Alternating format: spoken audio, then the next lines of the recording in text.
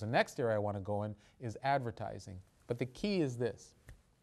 Is it something I really need, or is it something I want? Ask yourself that first question. Now, if it's a want, can you afford to pay for it right now?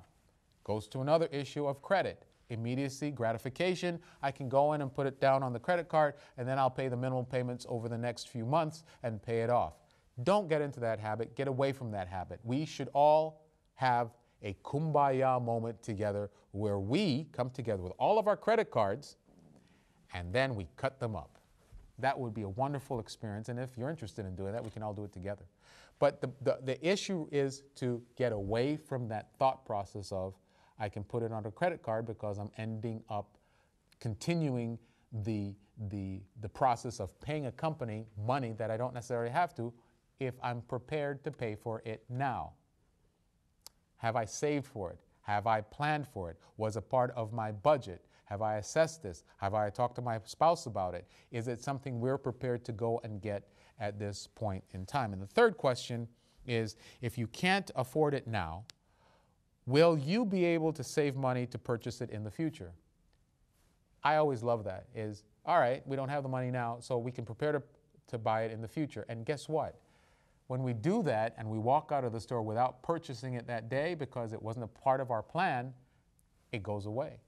The need to buy goes away. I don't even think about it anymore because, remember, I had those extra pair of jeans in the closet that I can always go back to and wear if I really need something at that point in time. So it turns out that it really wasn't a need, it was a want, and the want that I came up with wasn't that urgent at that point in time. Okay, so we're talking about these simple issues, but they're complex because you're dealing with, if you're married with a spouse, if you have kids, you're dealing with the kids. And the kids, oh my goodness, think about this.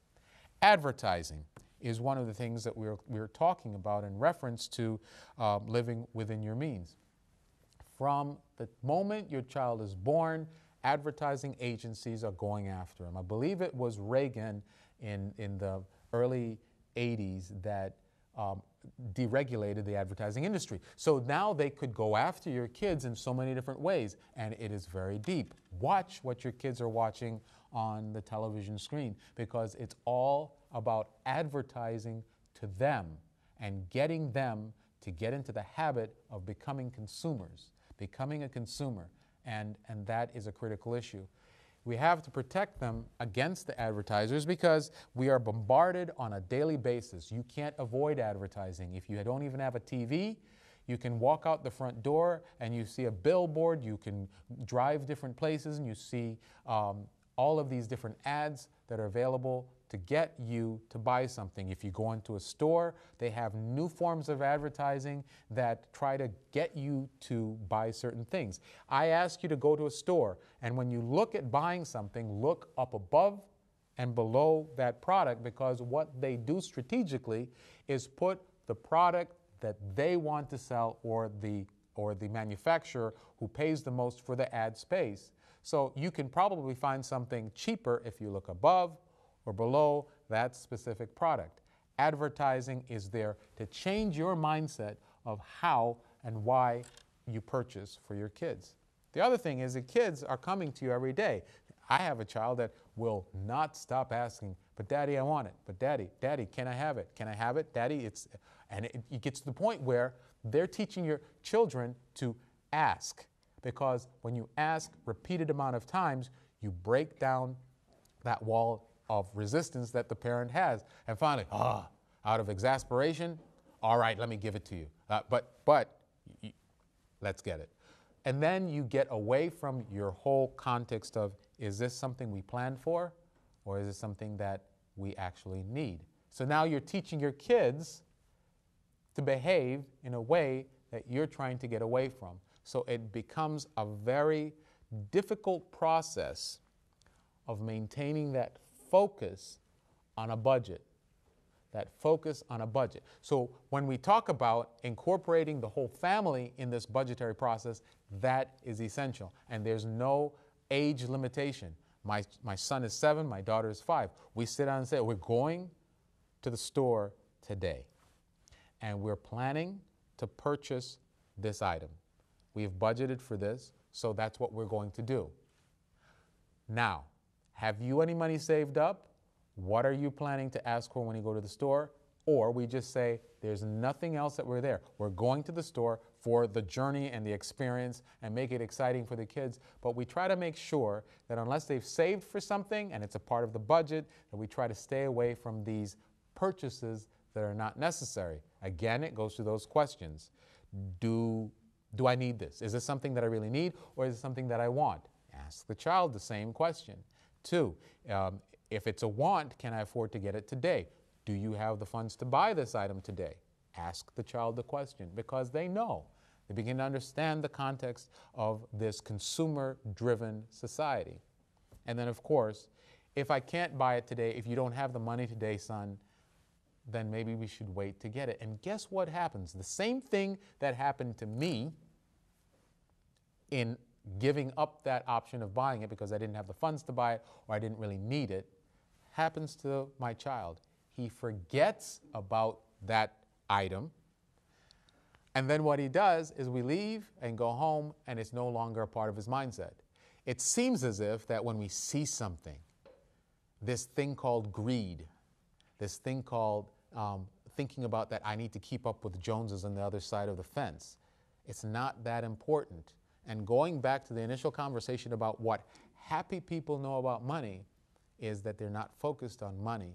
They're not focused on buying things and acquiring things, but they're focused on using the money in an appropriate way that keeps them stress-free and has them providing benefits to whomever it could be, nonprofit organizations, philanthropy, going on mission trips.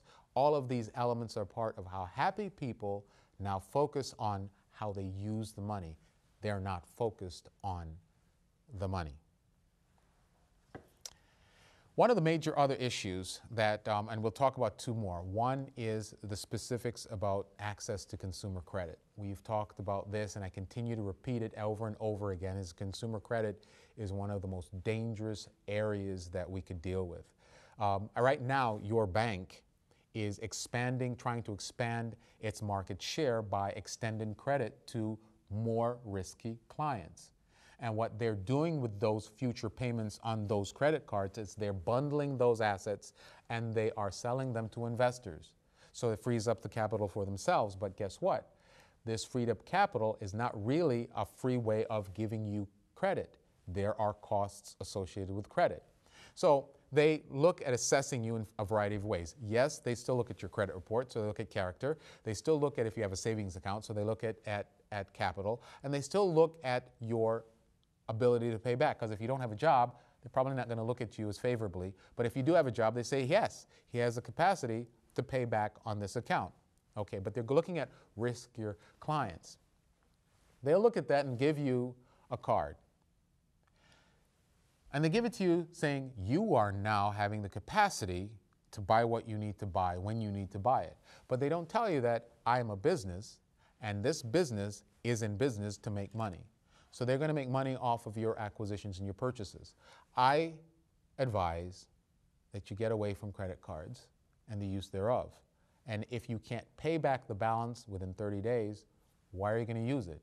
It means it's not necessarily a need, it's a want. And unless I save for that need, then I won't respect the acquisition that I purchased. So I ask you to look at that in a serious way and consider that credit and the access that people are giving you to credit is something you should think about very carefully and be very hesitant in getting in debt from that standpoint. The last point I'd like to talk about in reference to living beyond your means is understanding what financial education is about. We don't teach it in schools. We don't teach it as a part of college courses. We don't teach it as a part of elementary school classes. We talk to our young people at home at times about finance when we give them a small allowance, but do we teach them about saving? Do we teach them about investing? Do we talk to them directly about their capacity to acquire specific goods and products? But do we also talk to them about getting away from being a consumer and think about becoming a producer? Do we think about teaching our kids about owning a business and developing a business idea and a business concept? My daughter is planning to open up her own jumper or this pullover type of business. She likes these little things, the cute little pink things, and she has her own creative design for it. What I ask you to do is teach your kids about finance. Talk to them about it directly. Make it a part of your ongoing conversation. Remember that there are a lot of people stressing out about what life is about, and unless we educate ourselves, stress will kill us. So, let's stop living beyond our means, start saving, and take it to the bank. Thank you. God bless.